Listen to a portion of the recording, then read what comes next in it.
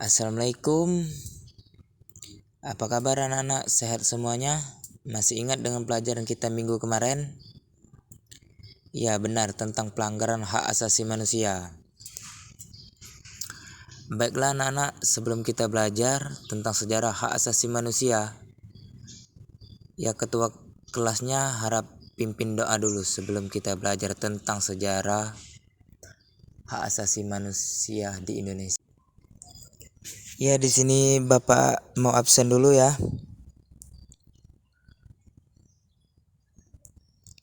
Ya, kenapa si Aldi dan si Gary tidak masuk? Ada surat izinnya? Tidak ada. Kemana dua orang ini? Ya, berarti yang lainnya masuk semua ya? Ya, sudah. Baiklah anak-anak, kita akan memulai pelajaran kita pada siang hari ini. Temanya perjalanan sejarah hak asasi manusia di Indonesia dan undang-undangnya. Setiap manusia yang terlahir di dunia ini dianugerahi hak asasi manusia yang melekat pada dirinya sejak lahir hingga meninggal dunia. Pembahasan tentang pengertian hak asasi manusia dijelaskan dalam buku berjudul Penegakan Hukum dan Hak Asasi Manusia di Era Otonomi Daerah. Secara umum, hak asasi manusia dapat didefinisikan sebagai hak yang dimiliki seseorang manusia yang sangat asasi dan tidak bisa diintervensi oleh manusia di luar dirinya. Hak ini juga tidak dapat dihilangkan oleh siapapun, baik itu orang, kelompok, atau oleh lembaga manapun. Di Indonesia, kesadaran penegakan hak asasi manusia dimulai sejak era Kartini menyuarakan gagasannya.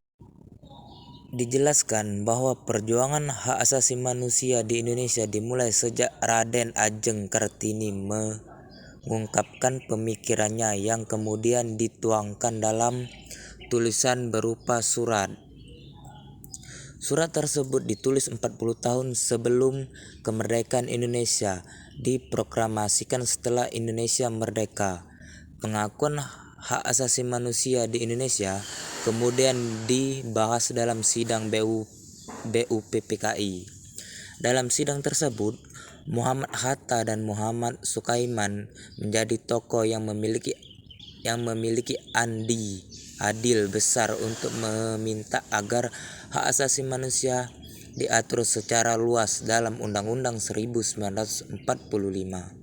Namun rupanya upaya yang dilakukan Muhammad Hatta dan Muhammad Sukaiman tersebut belum terlalu berhasil dan masih sedikit nilai hak asasi manusia yang diatur dan dicantumkan dalam Undang-Undang 1945. Meskipun begitu, hak asasi manusia tetap dibahas dan diatur secara menyeluruh dalam Konstitusi RIS dan Undang-Undang DS 1950 sebagai undang-undang dan konstitusi yang berlaku pada saat itu.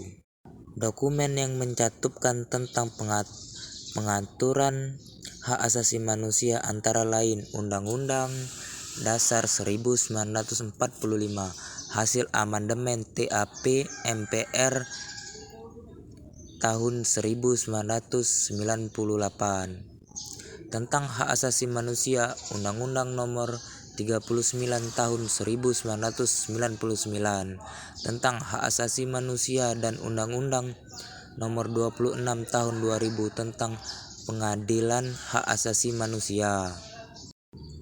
Pengaturan hak asasi manusia di Indonesia juga mengalami peningkatan yang ditandai pada tahun 2005. Pemerintah meratifikasikan 2 instrumen untuk menegakkan hak asasi manusia, yaitu Komponen Internasional tentang Hak-Hak Ekonomi, Sosial, dan Budaya menjadi Undang-Undang Nomor 11 Tahun 2005 dan Komponen Internasional tentang Hak Asasi, Disiplin, dan Politik.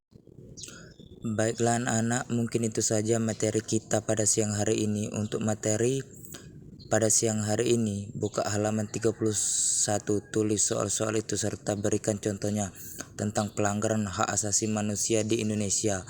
Mungkin itu saja, Bapak akhiri dengan melafazkan bacaan hamdalah.